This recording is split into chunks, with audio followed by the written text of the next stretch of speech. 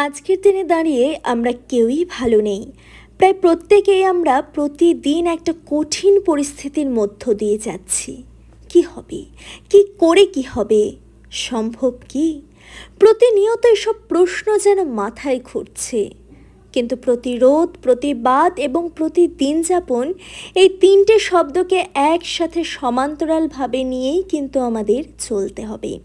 তাই খামখেয়ালিতার ব্যতিক্রম নয়।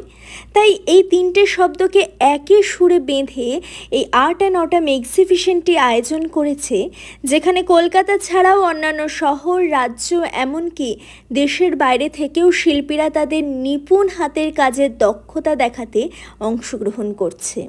সাথে তাদের প্রতিবাদটাকেও কিন্তু রেখে গেলেন দৈনন্দিন জীবনের রুজি রুটির মাধ্যমে। যদি মনে হয়, যদি ভালো লাগে, তাদের ৩৬৫ দিনের আপ্রাণ কষ্ট আর